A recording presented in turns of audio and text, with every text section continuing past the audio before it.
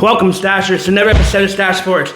I hope you all had a good weekend and a great Mother's Day for all the mothers who watch it and all the great mothers who watch it. I hope you had a great Mother's Day for all the great mothers who watch this show and watch the sports show and had a great Mother's Day, especially to Allie, my mom. I hope she had a great Mother's Day too, and all the other moms who I know watch the show. A lot of moms watch the show, so I hope all the moms who watch the show had a great Mother's Day and was well enjoyed and had a great Mother's Day. I didn't have an episode yesterday because I was busy doing other stuff, but we're back today. On Saturday night before Mother's Day, I hope everyone had a great Mother's Day. But on Saturday night before Mother's Day, we had Backlash. That's the first pay-per-view after WrestleMania.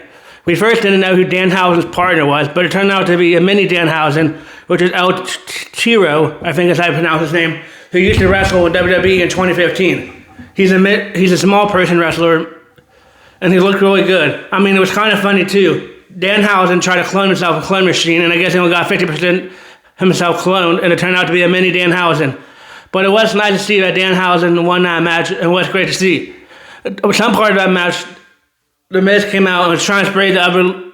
But let's rewind. During that match, it was good, and it looked like, and it was a good match. And then Kit Wilson tried to lock the mini Danhausen back into the cloning chamber machine, and the cloning chamber machine started working again and started doing its thing, and then the door opened and there was a whole bunch of mini Danhausens. He cloned one Danhausen, and a whole bunch of an army of little mini Danhausens ran out and started attacking Kit Wilson, which is pretty funny. Kit Wilson got attacked by the mini Danhausen, so that was great.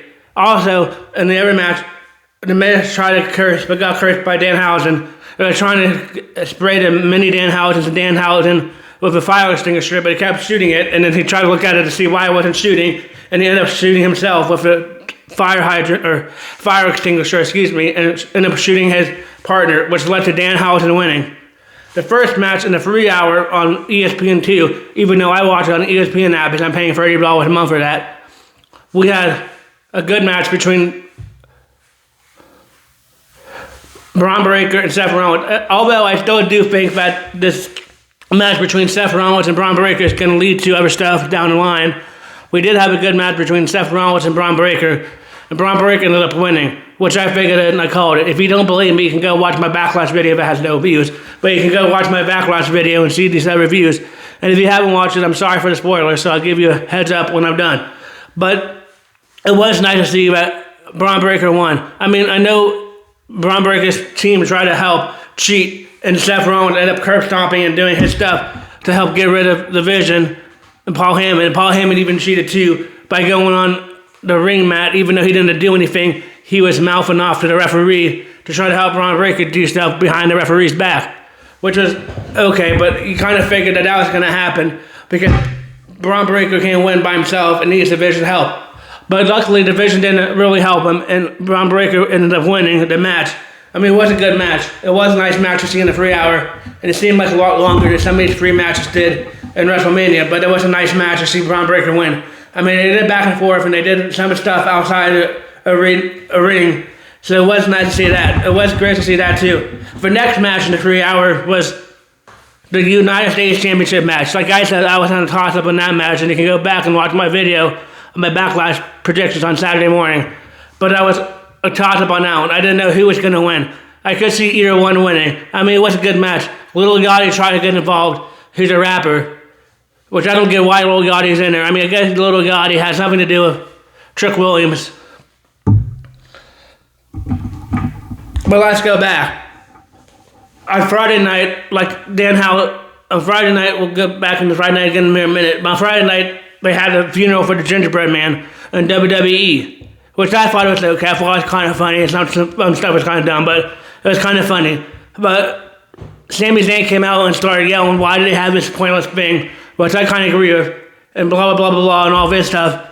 And then it led to the Gingerbread Man coming up with a kendo stick that looked like a candy cane and whacking Sami Zayn in the back. And then Trick Williams attacked him, and they attacked each other, trying to build up for the match on Friday or Saturday night. So you would have to watch Saturday night to see what would happen with that. You had to watch Saturday night to see what happens in the Danhausen match. in the Sami Zayn and Trick Williams match.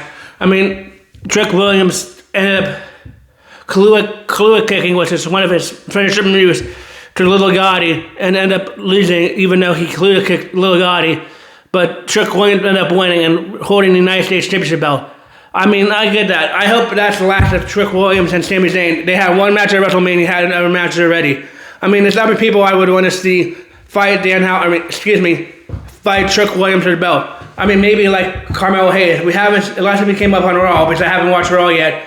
We haven't seen Carmelo Hayes for quite a while. Carmelo Hayes, and for those who don't know, in NXT when I used to watch, I need to get back into watching NXT.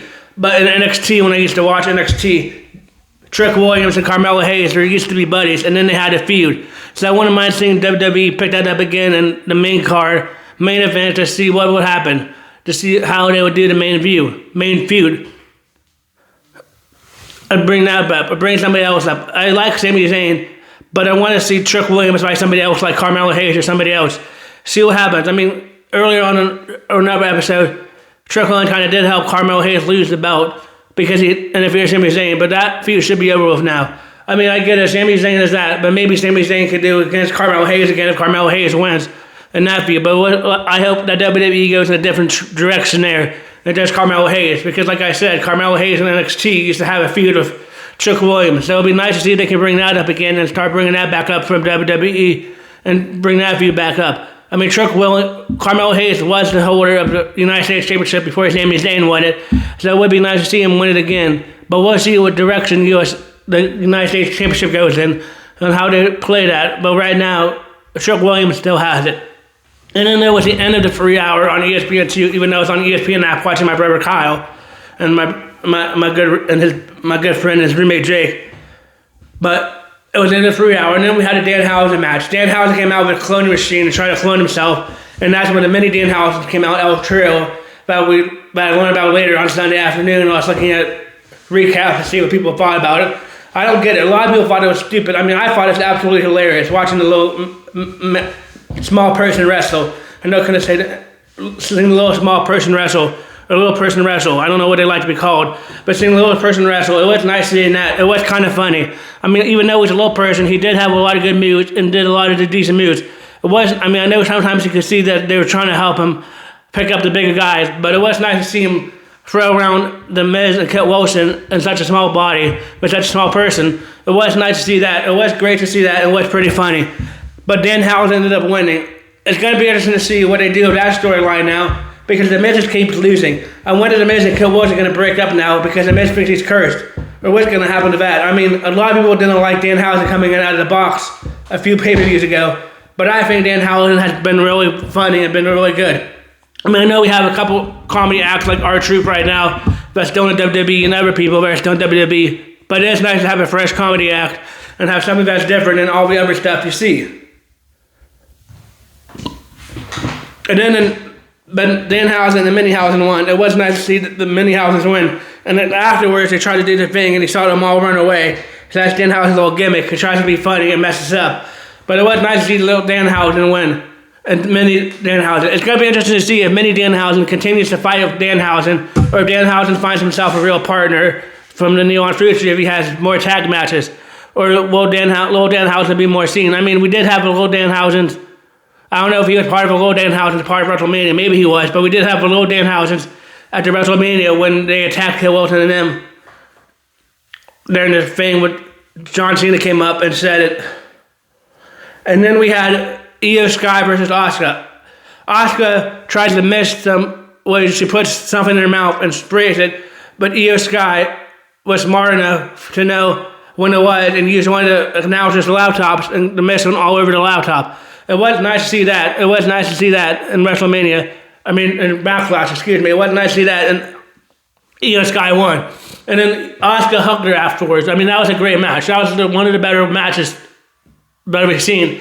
And that was a great co-main event match before the main event, which we'll get into later in the video. But that was a great co-main event match. I mean, it was nice to see Io Sky win.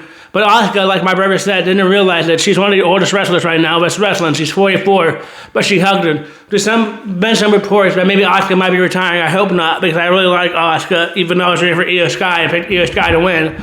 You can go back and look at my video on Backlash and give me some views on that one too. But it was nice to see Asuka win, and it was nice to see it was nice to see Io Sky win. My bad. Need to slow down. Maybe that's how I'm getting more views. But it was nice to see Asuka win. It's nice to see Asuka do good. It was nice to see Asuka do good, even if that was the last match, which I doubt. I don't think that'd be her last match. I think she might come back for another match and go out that way. But it was nice to see Asuka do that, because Asuka and Io Sky used to be part of the Kabuki Warriors, and they used to be partners, and they used to train with each other. So it was nice to see if that was Asuka's last match, to have her pass the torch to Io Sky. I can't wait to see what Io Sky does now, the torch pass to her. But it was nice to see Io Sky win, not Asuka. Sorry about that. I'm going a mile a minute here. But it was nice to see Io Sky win that match. It was nice to see Io Sky win. That was a good match. They both had good matches. They had it on the edge of your seat. That match was a good match, good co-main event. And then we had a little break in the action, and John Cena came out to announce his big breaking news.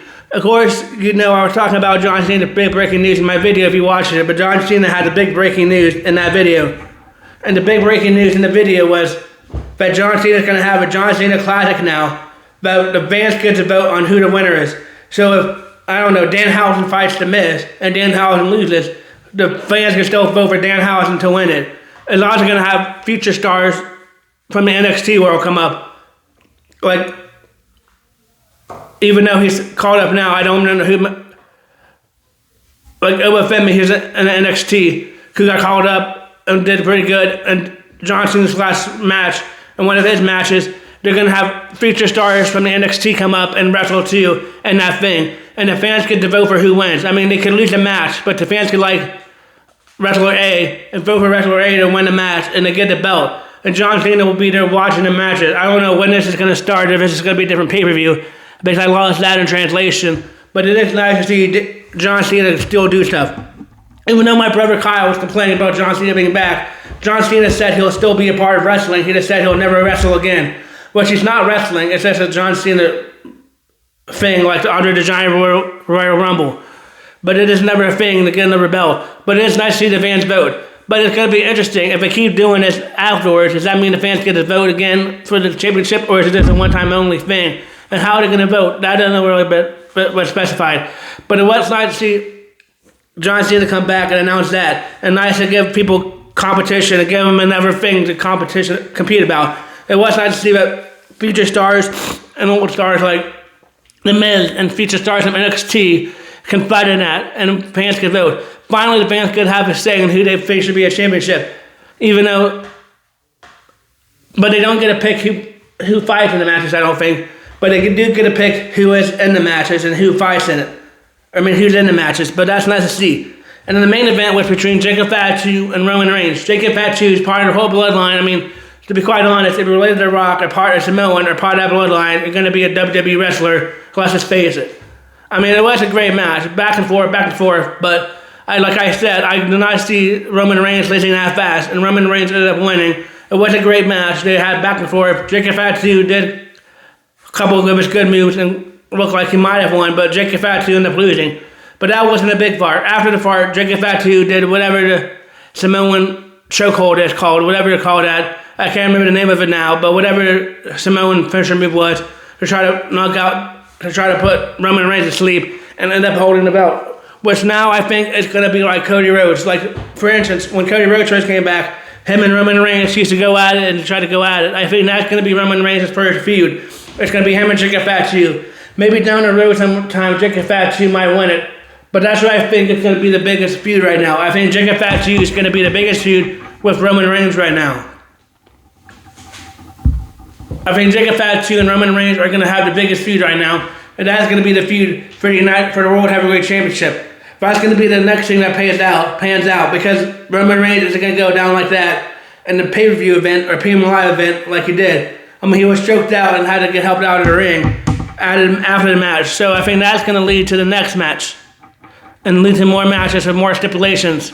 And that's going to be the big feud. I don't know if Jacob Fatu will win it like Cody Rhodes ended up winning after a while, and how many times they'll do it. It seemed like they did Cody Rhodes and Roman Reigns a lot of WrestleMania.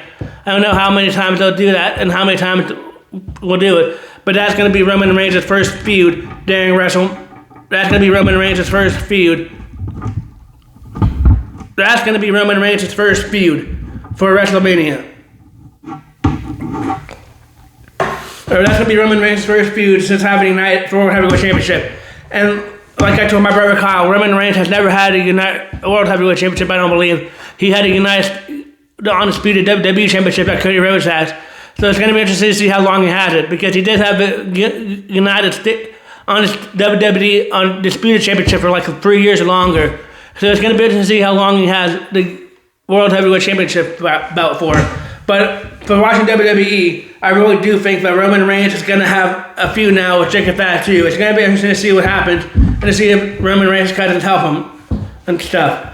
Or if Roman Reigns gets help. I mean, Roman Reigns didn't get help in this match, ended up winning fair and square. So let's see that, and let's see Roman Reigns' cousins help. I mean, I do like Jimmy Uso, or Jey Uso, and Jimmy Uso, but it was nice to see them not help him try to win the match, and him do it by himself. But it's going to be interesting to see what happens now, because like I said, I do see this going down in the future, but now that's all. If I had to get Backlash a grade, I'll give it a B+ or an A, because I thought it was a really good pay-per-view. I thought all the matches were good. My favorite match, like I told my brother Kyle, was probably the Danhausen match, because it was just kind of funny watching a little small person wrestle and seeing all the other little small people come out of the box and attack Kit Wilson. It was nice to see all that happen. It was kind of funny. I mean, I'm not one of these stricklers, WWE crybabies, that have to cry about everything because it doesn't go my way. I mean, some of these WWE crybabies are crying a lot. I mean, just enjoy it. I mean, I thought it was pretty funny to see Danhausen and the Mini-Hausens wrestle. I thought it was kind of great to see Danhausen and the Mini-Hausens do it. I mean, I thought it was hilarious. I was laughing really hard at some of these matches to see that. It was pretty funny. Even my parents were laughing too, watching it, because they thought it was funny too. And Kyle was laughing too, but it was nice to see that. But that was my favorite match. I mean, I did like the Roman Reigns match and the Asuka and Io Sky match. I thought they were good. And the first two matches I thought were pretty good too. The United States Championship and Trick Williams. I thought they were all stunner matches, and I thought WWE outdid themselves yet again. I mean, all I do now in WWE is just want to be entertained, and I don't have to hear anything about politics. And I thought it was a good thing. The Pirates won 1 game out of 2 against the San Francisco Giants, which isn't good. Because, I'm done talking about WWE.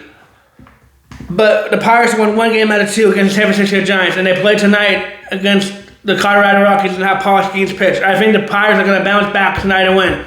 But, I mean, some of these players are doing pretty good. Spencer Horowitz is looking pretty good for the Pirates, and so is Connor Griffin. Connor Griffin's looking really good, even though he's been striking out. He's been doing a lot better with his batting since he turned 20 and having a lot better batting month this month for the Pirates.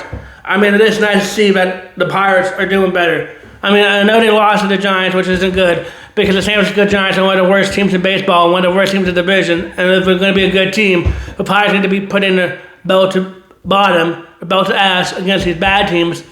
But oh well, I mean, you can't win them all, but luckily, hopefully get back on a win streak. We don't need to go on a losing streak right now. So if we get back on a win streak when they have the best pitcher, Paul Skeens pitching. But something the Pirates need to fix is the bullpen. That's something about the Pirates. That's one reason why the Pirates lost. I mean, they did go to extra innings, and it was a good game. But the Pirates bullpen blew it near the end. I mean, it's going to be interesting to see what happens when Jerry Jones comes back. If they move, like the people have been saying on the radio, if they move Carmen Majewski to the bullpen. I mean, that might help because Carmen Majewski is a good bullpen arm, and they need something in the bullpen. They might need to make trades. Maybe they can get a Horace Chapman back for the Boston Red Sox, because the Boston Red Sox are pretty bad this year, so they might be trying to move on from Horace Chapman during the trade deadline. But the Pirates do need to start getting more bullpen arms and get something else. Maybe they have somebody in Indianapolis that can pitch better than some of these bullpen arms. I mean, I know some of these pen arms aren't bad, like Gregory Soto. Gregory Soto is looking really good, a really good addition this year for the Pittsburgh Pirates. So that's a really good addition for the Pittsburgh Pirates, Gregory Soto. But it's going to be interesting to see what happens to the Pirates and see how they go from here. I mean, I hope the Pirates do good, and I hope they do well. But it was tough to see them lose 2 out of 3 to the San Francisco Giants. I mean, I know it's hard when they go and play on the West Coast for the Pirates. But, I mean, at least they got some hits, and got some hits, and went to extra innings against the San Francisco Giants.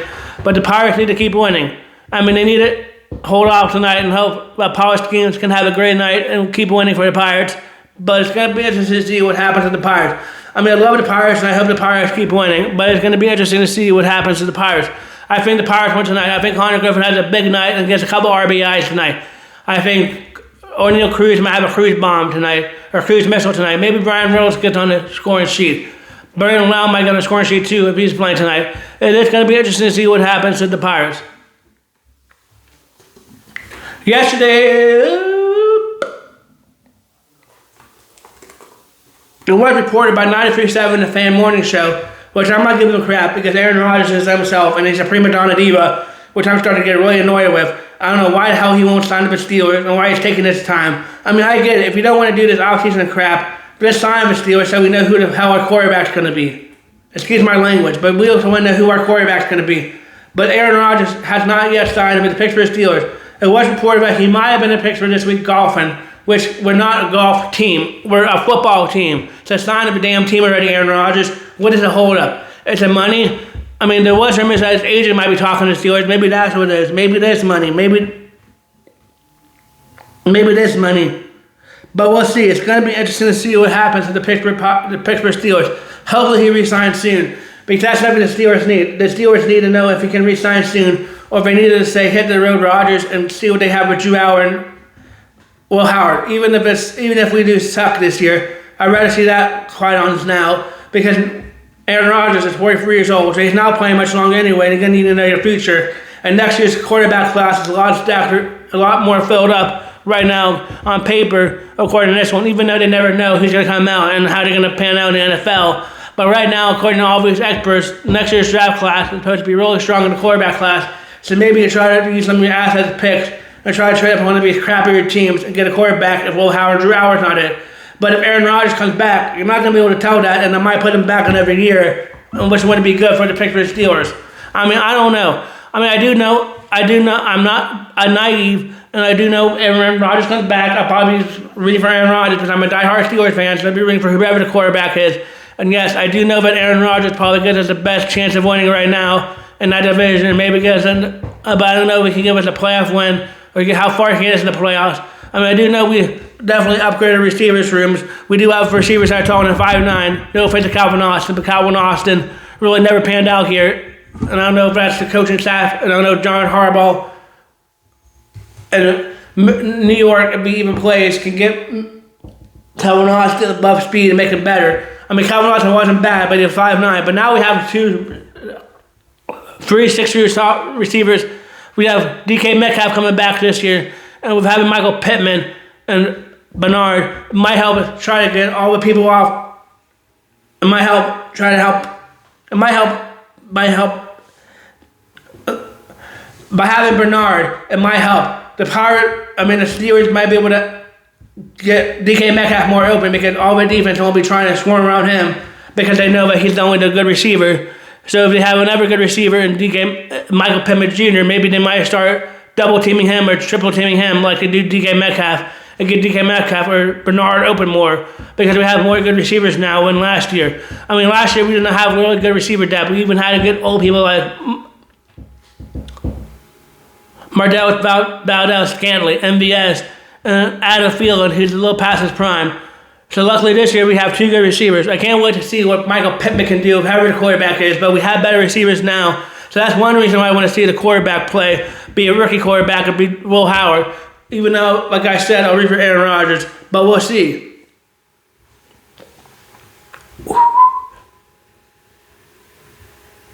Yesterday, we did get some good news for the Pittsburgh Steelers.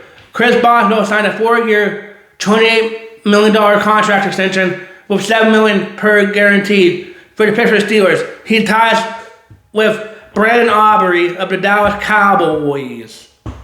I mean, Chris Boswell is one of the best kickers, in my opinion, in the league. Chris Boswell is accurate. If we have to get a 50-yard field goal or longer or 40, you never know Chris Boswell is going to make it. I mean, sometimes he misses, but that's all kickers. But, I mean, the Baltimore Ratbirds might have won a kicker because they lost a playoff game because their kicker chunked up a bad field goal. I mean, Chris Boswell would have made that in his sleep. Chris Boswell is one of the best kickers, so he's definitely worth every penny of his 4 years, $28 million contract extension at $7 million per year. I'm really glad that Adam Schefter broke that, and I really hope it becomes true. I know sometimes he reads these reports and they are fake, but Adam Schefter, multiple reports reported that Chris Boswell has signed a new contract to save the Steelers. And I'm also glad that Chris Boswell didn't cause any drama like Aaron Rodgers is being a prima donna and not signing for the Steelers, when everybody thinks he is going to sign for the Steelers. Maybe he might retire. You never know. Aaron Rodgers. But I'm glad Chris Boswell signed the Steelers and didn't make any drama. Today, nearly in the press conference, Kyle Dubas, the GM manager for the Pittsburgh, but it was nice to see Chris Boswell signed for 4 years, $28 million or $7 million per year guaranteed. I know he's a kicker, and you say, oh, he's 35. It might be a lot for a kicker, but kickers can go into their 40s to late 30s, and he is one of the best kickers in the league, and that's what you need. Even if you have an old quarterback or young quarterback, you're going to need a good kicker that can get you field goals if you get a field goal range and you can rely on. Because some of these teams don't have good kickers. I mean, the Jaguars have a good kicker, Duval, and some of these other teams have good kickers, but that's one thing you need, is a good kicker. And Chris Boswell is one of the best in the league. And I know I'm a little biased, I'm a diehard Steelers fan, but I definitely think Chris Boswell is one of the best kickers in the league. Today, in the early morning, Kyle Dubas, or afternoon, whatever time it was, Kyle Dubas, the general manager for the Pittsburgh Penguins, who used to be for Toronto Maple Leafs, and it's a lot better than that defense we have in Philadelphia before him, had a yearly press conference meeting, and he said that he's going to want to sign Evgeny Malkin to a new contract. Evgeny Malkin is on a contract year, and he said he wants to try to bring back Evgeny Malkin, which I hope they do. I mean, you never know what happens if that gets sticky on the money or stuff. But if it's a 1-year contract, that'd be great. It's going to be interesting to see what the contract details are if they do bring him back. But right now, Kyle Dubas said he wants to try to bring back Evgeny Malkin, which is great. I love Evgeny Malkin. I don't want to see Evgeny Malkin in a different uniform. But it's nice to see Evgeny Malkin. But we'll see. It's going to be interesting to see what happens. Let's hope it doesn't take so long and he can get Evgeny Malkin signed back. But Kyle Dubas did come out and say that he wants to sign Evgeny Malkin back, number 71. Gino! The two-headed monster. I mean, I know Sidney Crosby is going to want his buddy back this year and hopefully he can get another Stanley Cup before Evgeny Malkin retires. But it'll be nice to see Evgeny Malkin have one final year if that's the case for the Pittsburgh Penguins, but we'll keep my eye on that. It'll be interesting to see who signs first, Evgeny Malkin or will be Sidney or will be Aaron Rodgers. But let's hope Evgeny Malkin stays to the Penguins and doesn't go anywhere else. But we'll see. We'll keep our eye on that. The Philadelphia Flyers got swept out by the Carolina Hurricanes. Bye-bye, Philadelphia Criers. Haha, suck it, Philadelphia. You lost. But the Philadelphia Flyers are bounced out of the playoffs, and the Carolina Hurricanes have won all 8 games so far. But Carolina Hurricanes are looking really dangerous this year for whoever they have to play next. Buffalo Sabres or the Montreal Canadiens. The Montreal Canadiens won the game now, and I'll talk to you about that in a minute. Last night, the Oklahoma City Thunder swept the Los Angeles Lakers. It's going to be interesting to see if that is, in fact, LeBron James' last game. Will LeBron James be back in the Laker uniform, or will LeBron James be back somewhere else? I mean, I don't really care. I'm not a big LeBron James fan. Or will LeBron James retire since LeBron James is 40 years old? It is going to be interesting to see what happens to LeBron James.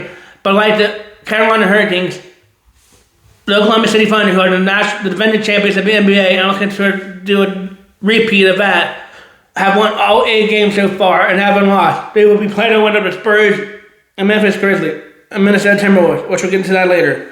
Oh, the Pirates are playing right now.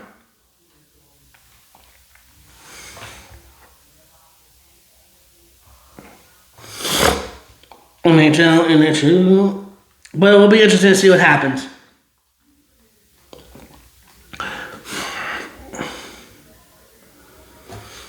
Tonight, the Buffalo Sabres are playing in Canada again. Canada leads the series 2-1. I think the Buffalo Sabres tied at 2-2 tonight, but we'll see. It's going to be interesting to see who takes game 3 or game 4 tonight in Montreal, but I think it's going to be the Buffalo Sabres. I think the Buffalo Sabres bounce back and win. I know I picked the Buffalo Sabres and they lost the last game, but I think they bounced back and win tonight. The Anaheim Ducks and the Vegas Golden Knights. That was a good series too. The Vegas Golden Knights are tied 2-2 with the Anaheim Ducks. I think the Vegas Golden Knights win tonight in Vegas and go 3-2. Or maybe the Anaheim Ducks win. The Anaheim Ducks are one of these stories that you don't know who's going to win. The Anaheim Ducks are looking a lot better, but I think the Vegas Golden Knights win.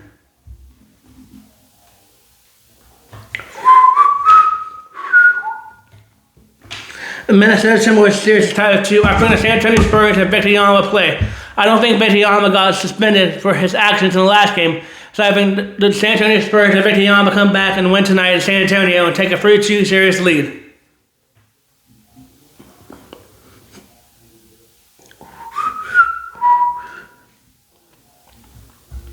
Last night, the Cleveland Cavaliers tied that series 2-2. So it's 112 to 103. And like I said, the Thunder won by 5. A lot closer game, but they've been winning by 20. But the Oklahoma City Thunder are still on in the next round and looking like one of the teams to beat. I know they won this championship last year and they look like one of the teams to beat. But I think the San Antonio Spurs won tonight. I think the Buffalo Sabres won tonight. And I think the Vegas Golden Knights won tonight. The NFL schedule comes out later this week. We'll talk more about that when it comes out on Thursday night. We'll talk that about on Friday. I think the Cleveland Indians beat the Angels. I think the Yankees beat the Orioles. I think the Pirates beat the Red Sox. Rockies, excuse me. I think the Pirates beat the Rockies. I think the Red Sox beat the Phillies. I think the Tampa Bay Rays beat the Blue Jays. I think the Tigers beat the Mets. I think the Braves beat the Cubs. I think the Mariners beat the Astros. I think the Giants beat the Padres. The Cincinnati Reds are tied 0-0 right now, and I think they beat the Nationals. I think the White Sox beat the Men. I think the Mariners beat the Twins. I think the Marlins beat the Twins. I think the Royals beat the Red Sox. The Marlins beat the Twins. The Brewers beat the Padres, and the Rangers beat the Diamondbacks. And St. Louis beats Oakland. But that's it. But like I said earlier in the video, I think WWE pay-per-view is good. And I hope they bring Evgeny Malkin back. But thank you for watching that episode of Stache Sports. If you have any comments, please leave them down below. But thank you for watching that episode of Stache Sports. We'll be back tomorrow for more sports talk. Maybe tomorrow we'll have Aaron Rodgers sign. Who knows when the hell Aaron Rodgers is going to sign? I don't think Aaron Rodgers knows. I mean, he was supposed to be in town this week to sign for Steelers and talk for Steelers. But he didn't even sign for Steelers, talk for Steelers. And of course, he was in town golfing. I mean, if you're going to golf, at least sign with Steelers so we know when you're going to come back. But we don't know when Aaron Rodgers is going to come back. But thank you for watching that episode of Stache Sports.